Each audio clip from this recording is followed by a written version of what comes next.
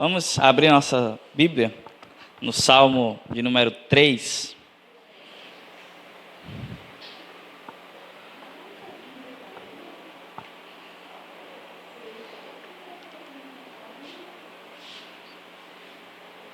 Salmo, capítulo 3.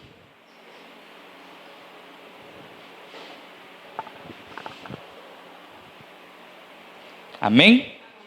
Diz assim a palavra do Senhor: Senhor, como se tem multiplicado os meus adversários, são muitos os que se levantam contra mim. Muitos dizem da minha alma, não há salvação para ele em Deus. Amém? Podemos sentar?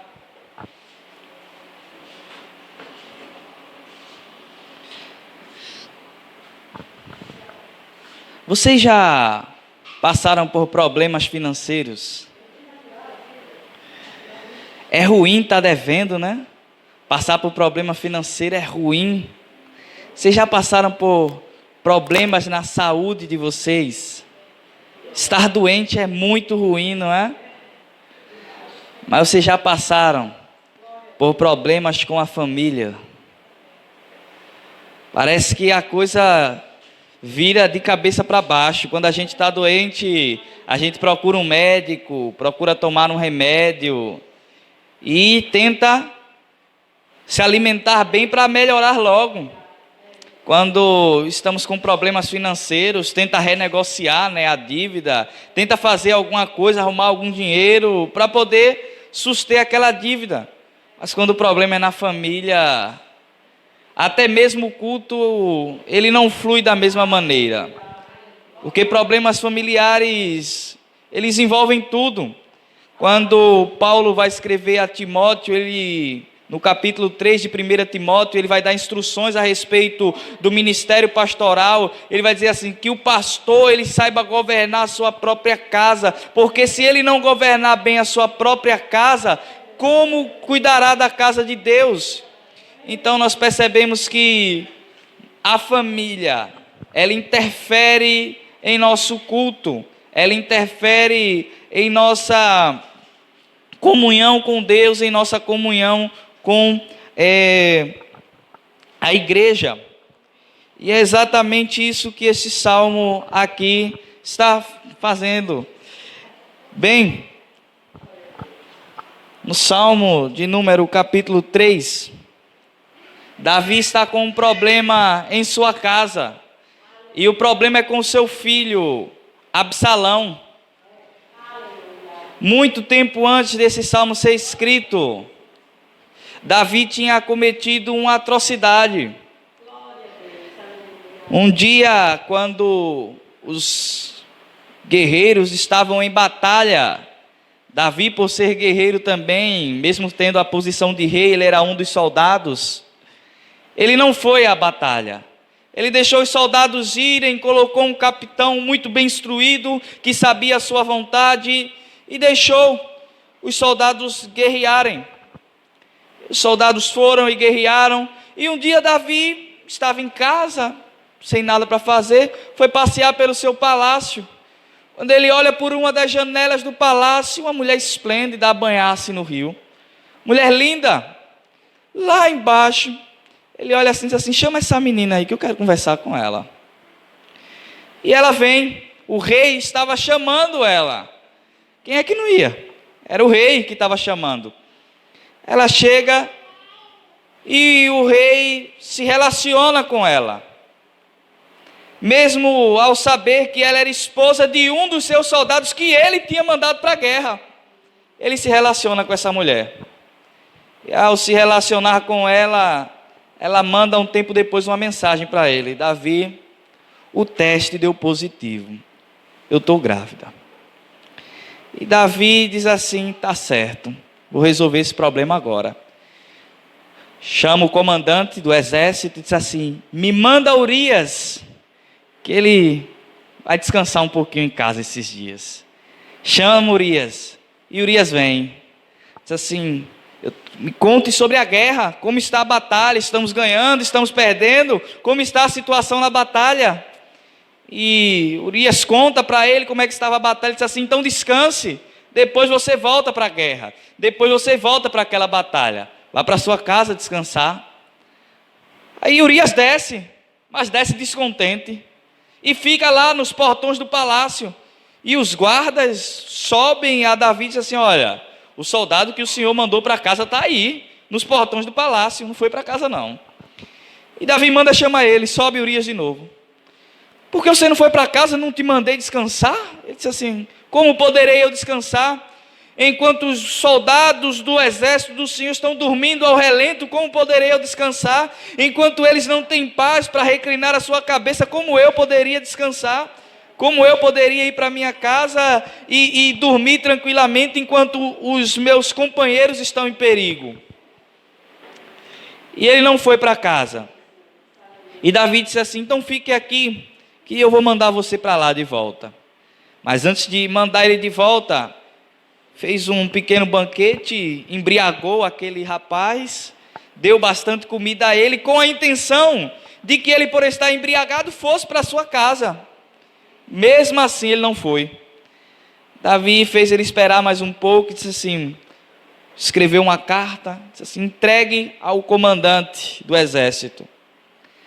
E naquela carta estava escrito a sentença de morte daquele soldado. Ele com as próprias mãos levou a sentença de morte dele para o comandante. Ao entregar aquela carta ao comandante, o comandante leu. Na carta dizia: quando você perceber que aquele lugar é o momento mais tenso da batalha, coloque ele de frente. Deixe ele de frente.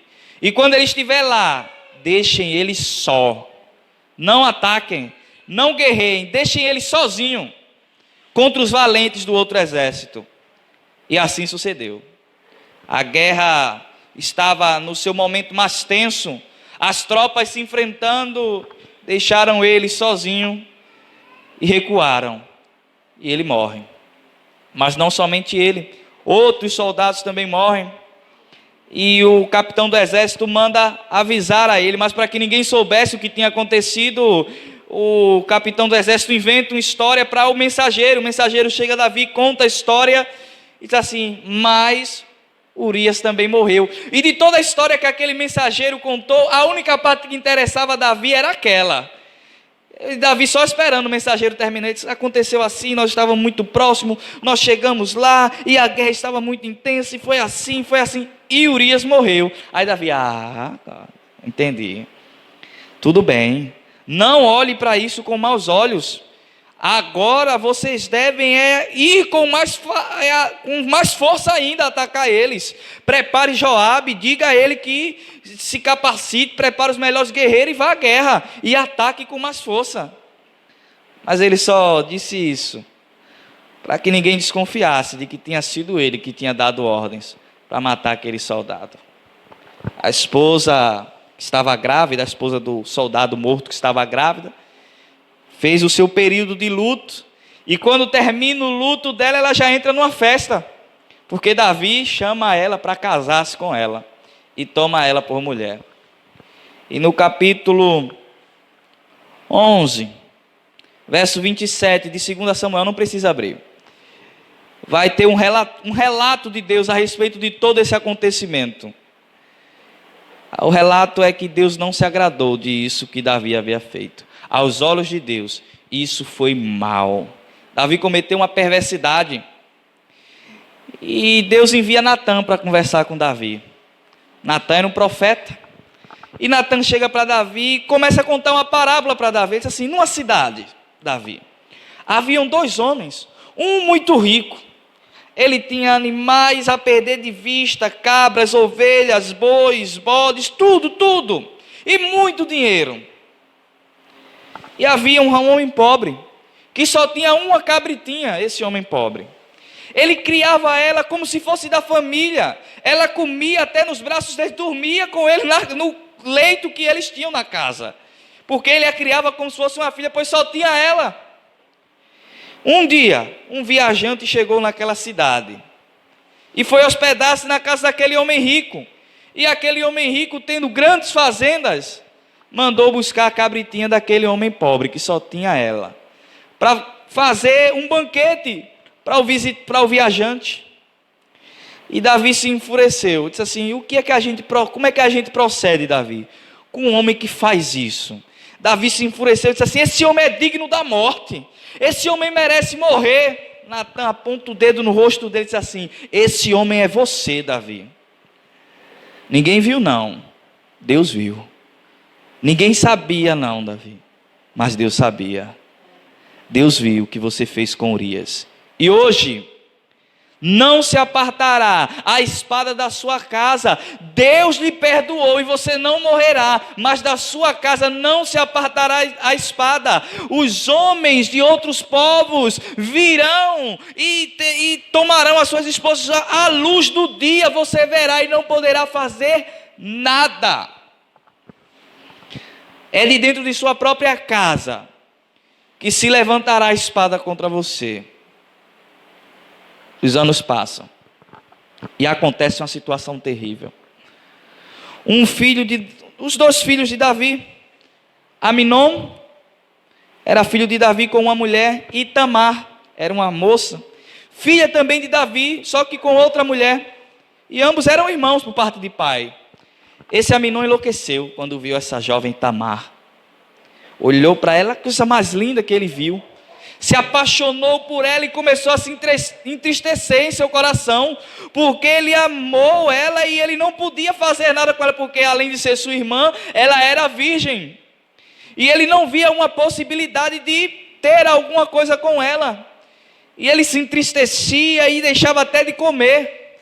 Um dia um rapaz muito esperto, que era também da família, chega naquele lugar e diz assim: rapaz, por que está acontecendo? Você está emagrecendo, você está triste, o seu semblante está batido, o que é que está acontecendo com você? E ele conta a história, diz assim: eu estou apaixonado por Tamar, mas ela é minha irmã, é virgem, e eu não sei como é que eu posso tê-la para mim. E o conselho desse jovem foi o pior que ele poderia ter ouvido.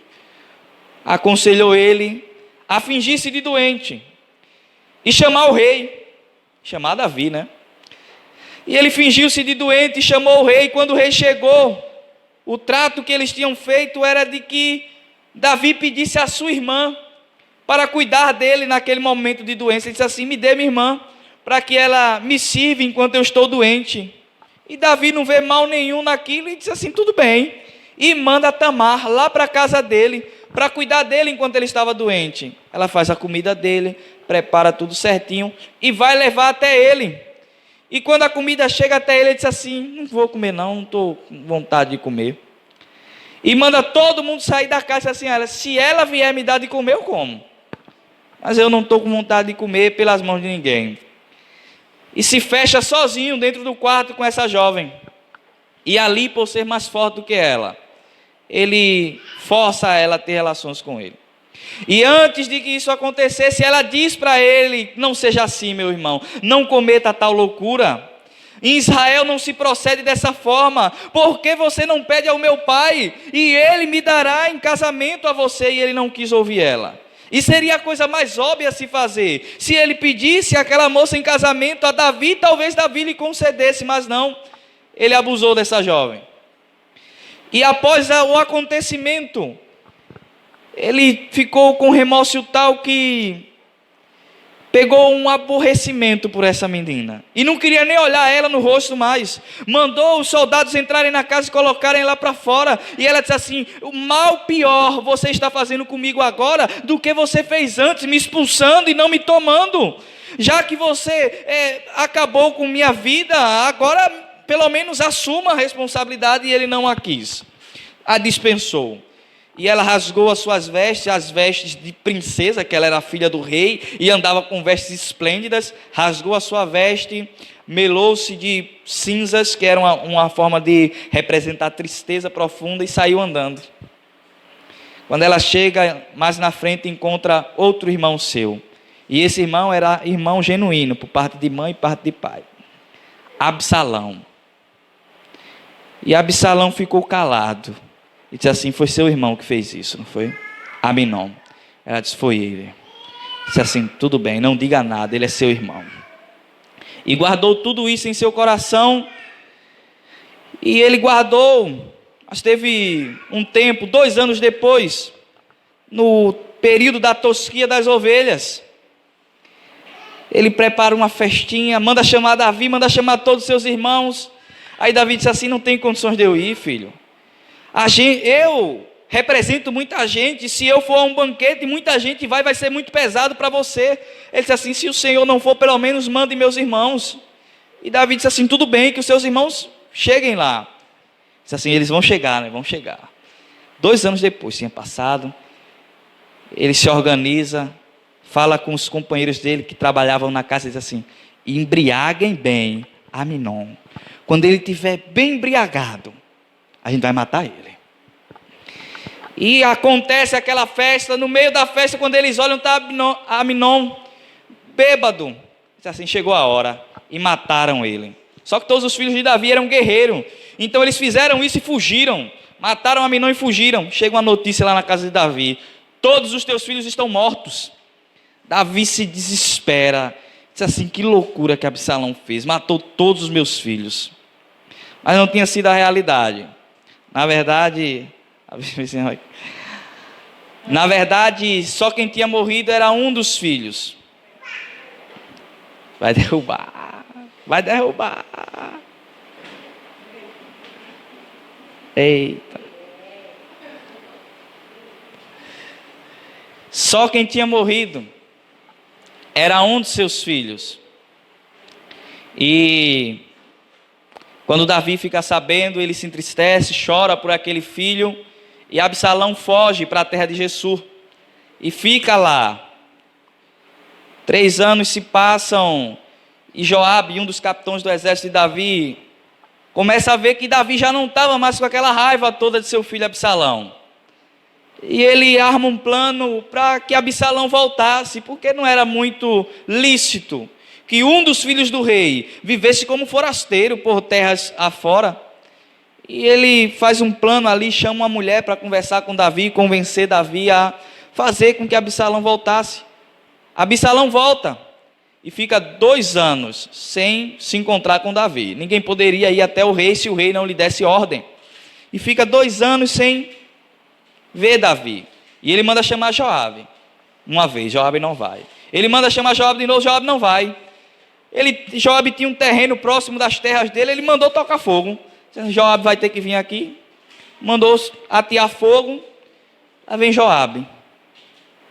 Joabe chega. Diz assim: por que você queimou minhas terras? Assim: por 2 vezes mandei chamar você, você não veio? Me leve até o rei, porque melhor era eu estar lá na terra onde eu estava. Agora ele me traz para cá para nem querer olhar para mim. Davi manda chamar ele. Se encontram, se reconciliam, e agora Absalão pode andar livre pela cidade. Absalão começa a tramar um plano. Ficava na porta da cidade, todo mundo que entrava para falar com o rei, ele parava pessoas. O que é que você vai tratar com o rei? Ele disse: não, eu vou apresentar minha causa, porque está acontecendo assim, assim comigo, assim, assim na minha casa. Sim, é verdade, sua causa é justa, mas daqui que o rei vem atender esse seu pedido, o rei tem tantas coisas para fazer, era bom que o rei colocasse um juiz aqui para cuidar dessas coisas, não era não? Era bom que tivesse um juiz aqui para cuidar dessas coisas. E começou durante 4 anos convencendo a cabeça do povo a respeito de si mesmo. E ele começou a fazer com que o povo gostasse dele. 4 anos depois, ele sobe até Davi e disse assim: quando eu estava lá na terra de Gessur, eu fiz um voto. E disse ao Senhor que se eu voltasse para cá, eu lhe prestaria culto lá em Hebrom. Lhe prestaria culto. E agora que eu voltei para cá e já tenho minha terra fixa, já tenho tudo aqui já estabelecido, eu queria pagar o meu voto ao Senhor. E Davi disse assim: vá em paz, pague o seu voto. Ele reuniu as pessoas que eram a favor dele e disse assim: olha, a gente vai tocar as trombetas quando chegar lá em Hebrom. E quando tocar as trombetas, vocês vão dizer que eu sou o rei. Vocês vão dizer que agora o rei sou eu. E chama mais 200 pessoas como convidados. E os convidados foram sem saber de nada. Quando chega lá em Hebrom, as trombetas se tocam e todo mundo começa a dizer que ele é o rei. Uma conspiração contra Davi. As pessoas não estavam muito satisfeitas com Davi. e se encabeçam atrás de Absalão. E aí começa a peleja de Davi com seu próprio filho. Seu filho lhe tomou o reino. Davi fica sabendo lá do palácio o que é que aconteceu em Hebrom. Reúne todo mundo que ainda era a favor dele e diz assim: vamos fugir, porque a gente não tem condição de vencer Absalão não. Vamos fugir. E Davi começa a fugir do seu próprio filho. E várias fugas, vários encontros, vários livramentos. Um dia, um conselheiro que estava intermediando entre lá e cá, ele ia, dava um conselho para Absalão, vinha e dava um conselho para Davi. Um dia esse rapaz foi um traidor. Ele deu um conselho a Absalão e deu um a Davi. E o conselho dele era que Davi fosse para um lugar e deu o conselho a Absalão que fosse para o mesmo lugar, para que no fim ambos se encontrassem e a guerra tivesse feita. E o outro conselheiro de Davi disse assim: olha, eu ouvi o que esse rapaz disse, viu? Ele está querendo armar uma cilada para vocês. E manda avisar a Davi. E alguém descobre que o plano deles tinha sido descoberto e Davi tem que se esconder. E se escondem e depois passam o Jordão, porque era o lugar onde eles deveriam se encontrar, e eles fogem. Quando Absalão chega lá, Davi já não está mais. O conselheiro que tinha dado o conselho errado se enforca, porque descobriram a farsa dele de ser duas caras, está lá e cá, se enforca. Mas teve um dia que foi inevitável. A guerra aconteceu. Davi se encontrou com um povo agora que já era mais forte. Ele conta os seus soldados, diz assim: dá para a gente batalhar. E eles se encontram. E nessa batalha o seu filho vinha correndo em dos seus cavalos e passa por um carvalho. E quando ele passa por esse carvalho, ele fica preso pelo pescoço ao carvalho e o cavalo sai correndo e ele fica ali como que se enforcando. Um dos soldados de Davi vê a cena e sai correndo, vai embora. E avisa ao capitão do exército de Davi: olha, eu encontrei o filho de Davi. Ele está preso num carvalho ali. Diz assim: você o que fez? Ele disse assim: eu não fiz nada. Eu ouvi o rei dizer expressamente que se encontrássemos o filho dele, fôssemos generosos com o filho dele, não lhe fizéssemos mal. Joabe não quis nem conversa. Joabe era um guerreiro. Disse assim: é a oportunidade que a gente tem. Pegou um arco e flechou o filho de Davi. E ele morreu ali.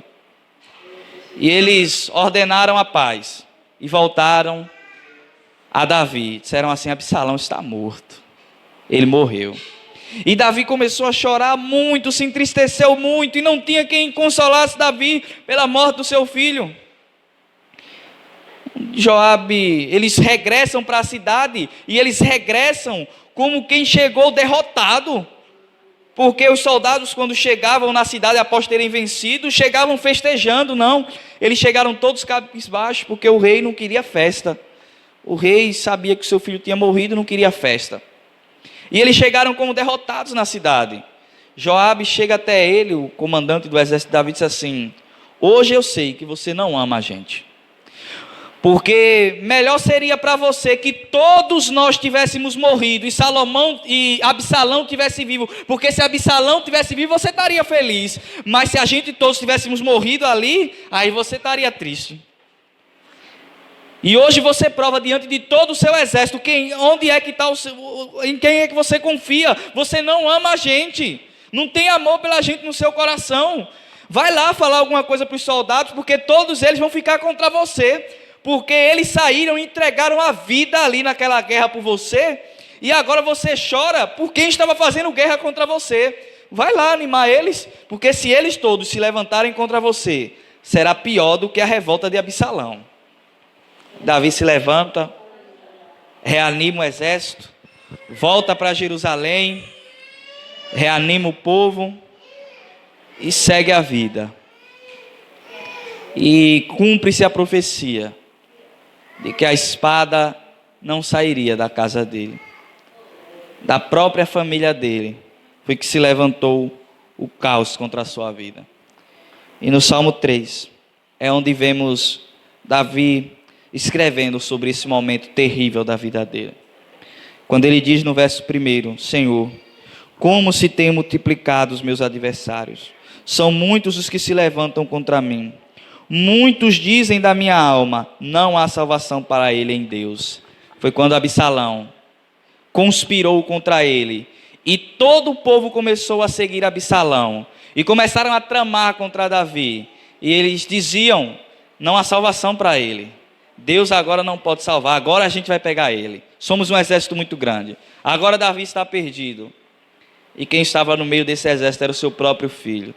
Por isso que eu comecei dizendo que ter problemas em casa é algo muito mais difícil do que ter problemas financeiros, do que ter problemas com a nossa saúde.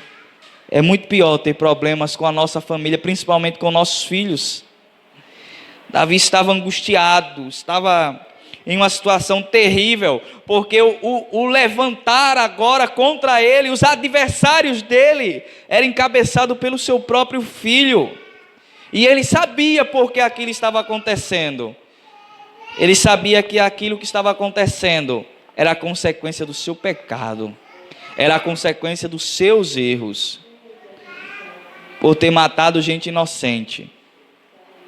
No meio da profecia que Natan fez contra Davi, Natan disse a ele, pela parte de Deus: Davi, eu te dei o reino, eu te dei riquezas, eu te dei todas as mulheres desse mundo, desse reino, e você foi atrás da mulher de Urias, seu soldado. Tudo que Urias fez naquele momento ali foi demonstrar lealdade a Davi, quando ele diz assim: eu não vou para casa, eu não vou descansar, porque os soldados estão lá ao relento, os soldados estão lá correndo perigo, e eu vou descansar? Não, eu não descansarei, provando a sua lealdade a Davi. E Davi entrega nas mãos de Urias a sentença de sua própria morte, uma carta para a sua própria morte, e agora está aqui a situação feita. Um motim levantado pelo seu próprio filho, e Davi clamando a Deus, dizendo assim: Senhor, os meus adversários hoje são muitos, eles têm se multiplicado e eles dizem que não há esperança para a minha alma, eles dizem que dessa vez é o meu fim. E quem estava encabeçando isso aqui era o próprio filho dele. Que situação terrível.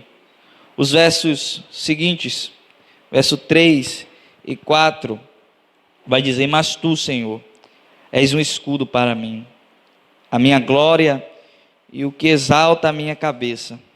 Com a minha voz clamei ao Senhor, Ele ouviu-me desde o seu santo monte. Isso aqui é quando os conselheiros tramam contra Davi, e ele seria pego mais na frente por Absalão, se ele não passasse o Jordão, se ele não fosse avisado e passasse ao Jordão logo. Eles se encontrariam, e Davi ali estaria despreparado para aquela batalha, e com certeza morreria. Então ele diz a Deus: Senhor, o Senhor foi quem me livrou, o Senhor foi quem me salvou naquele momento. Se não fosse o Senhor quem me fizesse enxergar o que estava acontecendo, porque era um conselheiro dele, que estava traindo ele para que ele fosse morto. E ele diz que foi o Senhor, que foi o escudo dele, que foi a glória dele, foi quem exaltou a cabeça dele. No momento em que ele clamou, o Senhor ouviu lá do santo monte. Bem, nós sabemos que os nossos pecados trazem consequências graves. Mas prestem bem atenção no que aconteceu aqui. Isso tudo era culpa do pecado de Davi. Mas no dia em que Davi clamou, o Senhor ainda o ouviu. Apesar de nossa dureza de coração, apesar de sermos tão rebeldes contra Deus, apesar de muitas vezes nos desviarmos do Senhor e fazermos a nossa própria vontade, ainda assim Deus é misericordioso, e quando nós clamamos, Ele ainda tem prazer em nos ouvir.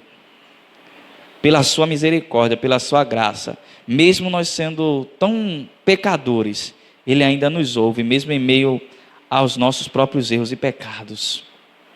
Mesmo em meio a esses dias, Davi sabia que isso tudo era o pecado dele, mas ele ora ao Senhor, e o Senhor o atende. O texto prossegue, e agora é a parte mais conhecida desse verso. Verso 5: eu me deitei e dormi, acordei porque o Senhor me sustentou. Não terei medo de 10 milhares de pessoas que se puserem contra mim ao meu redor. Davi saiu do seu reino, do seu palácio, de seu lugar de comodidade, E passou a dormir em esconderijos, passou a dormir ao relento, passou a dormir em qualquer lugar, sem saber se o seu adversário iria lhe encontrar ou não. E se lhe encontrasse, ele morreria. Quem conseguiria dormir numa causa dessa? Às vezes nós não conseguimos dormir por coisas que acontecem no nosso dia a dia, às vezes nos tira o sono. E agora todo Israel, todo o exército de Israel estava se reunindo contra Davi, perseguindo Davi. E Davi dormia ao relento em qualquer lugar onde alguém poderia o encontrar e dizer assim: olha, encontrei Davi. E então o exército chega lá e exterminar com a vida dele, diz assim: eu não vou me preocupar, eu vou me deitar e vou dormir. Independente do que aconteça, o Senhor está comigo. Ele não somente ora a Deus, mas ele confia em Deus. Assim, independente do que acontecer, Deus está comigo. Deus está comigo. Talvez essa seja a forma, e a única forma de colocarmos a nossa cabeça no travesseiro em paz, quando surgem problemas dentro de nosso lar. Quando surgem problemas aterrorizantes para o nosso coração, a única forma de colocarmos a nossa cabeça no travesseiro em paz é nos lembrar de que aconteça o que acontecer, Deus está conosco. É a única forma. Se nós nos deixarmos levar pelo desespero, se nós nos deixarmos levar pela situação aparente que está em nossos olhos, diante de nossos olhos, a gente não tem paz para dormir. Mas se a gente confiar no Senhor, a gente encontra a solução para a gente deitar a nossa cabeça em paz e não temer, ainda que os 10 milhares se levantem contra a nossa vida. O verso 7 vai dizer: levanta-te, Senhor, salva-me, Deus meu, pois feristes a todos os meus inimigos nos queixos, quebraste os dentes aos ímpios. Aqui é o momento onde Davi vai olhar para o exército e para o povo e saber que foi Deus quem livrou ele. Todo Israel estava ao lado de Absalão. Davi tinha um pequeno exército e eles saíram vitoriosos dali. Ele olha e diz assim: foi o Senhor quem fez isso. Foi o Senhor quem fez isso. Foi o Senhor quem livrou a minha vida daqueles que queriam me destruir. Foi o Senhor quem feriu os meus adversários. Foi o Senhor quem tirou as forças dele. Foi o Senhor quem me entregou eles nas mãos. Foi o Senhor quem fez isso. Foi o Senhor quem fez isso. E talvez neste salmo nós venhamos descobrir por que Salomão, porque Davi é conhecido como um homem segundo o coração de Deus.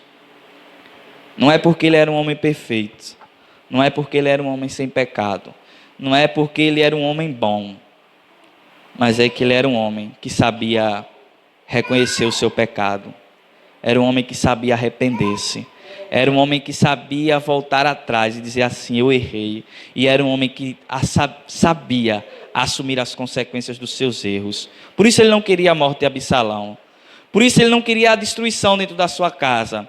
Logo em seguida ao pecado dele, Deus disse assim: o filho de Batseba morrerá.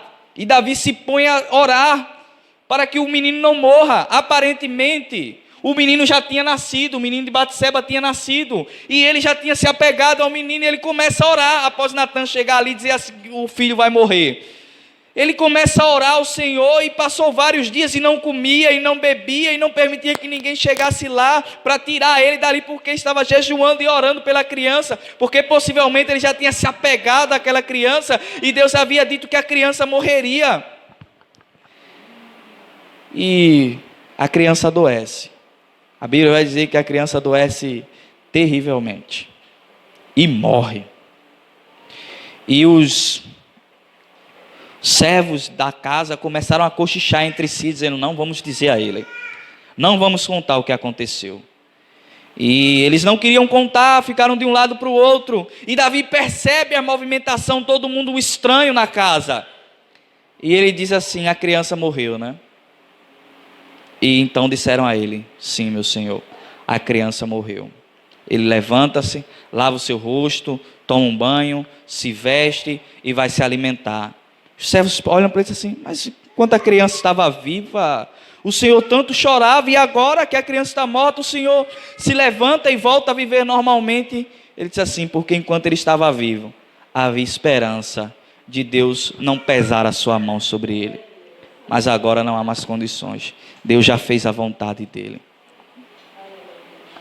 Foi o Senhor em todo o tempo.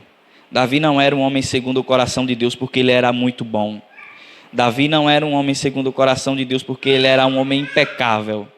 A gente gosta de lembrar de Davi quando ele está lutando nos exércitos do Senhor e ganha as batalhas. A gente gosta de lembrar de Davi quando ele enfrenta, ainda muito jovem, o gigante Golias. Mas é difícil lembrar de Davi quando a gente vê esses dias tenebrosos. Mas pelo menos por esse salmo, a gente consegue contemplar, porque Deus ainda assim queria ele como rei daquele lugar. Porque apesar de ser pecador, porque apesar de ser alguém que cometeu males terríveis, ele era alguém que se voltava para Deus, arrependido por todos os seus erros. O pior fracasso do homem não é o pecado, é a continuidade no pecado. É saber que está errado e continuar lá. É saber que está fazendo a coisa errada e continuar lá pegado àquele erro e continuar lá preso àquela coisa. E no verso 8, vai terminar dizendo: a salvação vem do Senhor, sobre o teu povo seja a tua bênção. Esse texto possivelmente é quando ele volta para Jerusalém e assume novamente o reino. E ele fala para o povo: foi o Senhor que me trouxe de volta. A salvação vem do Senhor. E que ele abençoe o seu povo, que eram aquelas pessoas que estavam diante dele, aquelas pessoas que ele retornaria a ser o rei deles. Ele diz que o Senhor abençoe vocês. Meus irmãos, como é tão difícil vivenciarmos dias assim, dias em que as pelejas não são longe, mas são dentro de nossa casa. Esse texto traz algumas aplicações para a nossa vida. Em primeiro lugar, esse texto nos traz uma instrução. E a instrução é que todo pecado tem sua consequência. Não há para onde fugir. Todo pecado tem sua consequência. Esse texto nos fala isso. Há uma exortação também nesse texto. E a exortação é que às vezes nós pensamos que estamos escondendo de todo mundo. Às vezes nós pensamos que escondemos as coisas muito bem. Meus amados irmãos, vocês podem esconder de todo mundo, mas de Deus ninguém esconde nada. E esse texto é a prova disso. Davi montou um plano perfeito. Ele mandou chamar Urias, para que Urias voltasse para casa e tivesse relação com sua esposa. E quando o menino nascesse, de quem era o filho? De Urias. Urias não voltou para casa, e como Urias se persistiu em não voltar para casa, ele armou outro plano para que ele morresse. Ele estava numa guerra. Um soldado morrer na guerra é a coisa mais comum de todas. Então, para os homens, nada havia acontecido, mas Deus tinha visto. Deus tinha visto. O problema não é que todo pecado tem sua consequência. O problema é que todo pecado é visto por Deus. Nós vivemos uma vida, como é dito em latim, coram Deo. Toda a nossa vida é vivida diante de Deus. Não há um só momento, não há uma só palavra, não há um só pensamento que nós vivenciamos com Deus distante. Deus estava lá e viu. Deus estava lá e contemplou cada ação, cada palavra e cada pensamento. Esse texto também nos traz um consolo. Deus nos atende, apesar de termos entrado no caminho errado sozinhos. Às vezes a gente vai com nossos próprios pés para o caminho que é o caminho da nossa destruição, como foi Davi. Com os próprios pés dele, ele cavou a sua própria cova. Mas no dia que ele clamou, Deus ainda teve misericórdia em lhe atender. Bem, talvez eu não conheça a vida de nenhum aqui, não sei os caminhos que vocês estão seguindo. Mas se vocês hoje arrependerem-se dos seus pecados e clamarem a Deus, talvez Ele tenha misericórdia da sua vida e atenda a você. Mas por fim, esse texto também nos faz um convite a nos arrependermos. As consequências finais do pecado elas foram anuladas por Jesus Cristo na cruz. O pecado não tem somente consequências para esta vida. Quando nós cometemos erro nessa vida, a lei da semeadura está sobre tudo. Aqui você plantou, a sua colheita vai estar preparada. Aquilo que você planta, você colhe. Mas as consequências finais do pecado, que era a condenação ao inferno, dessa Jesus Cristo pode nos livrar. Se essa tarde você, arrependido dos seus pecados, se voltar a Ele de todo o seu coração, crer nele, clamar pelo perdão dele, fizer uma aliança com Ele e ter Ele como seu único e suficiente Salvador. Talvez as consequências do pecado pela lei da semeadura, ela venha para a sua colheita. Mas a consequência final, que é a condenação ao inferno, essa não virá. O sangue de Cristo nos livra de todo o pecado. Meus irmãos, que Deus abençoe nossa vida.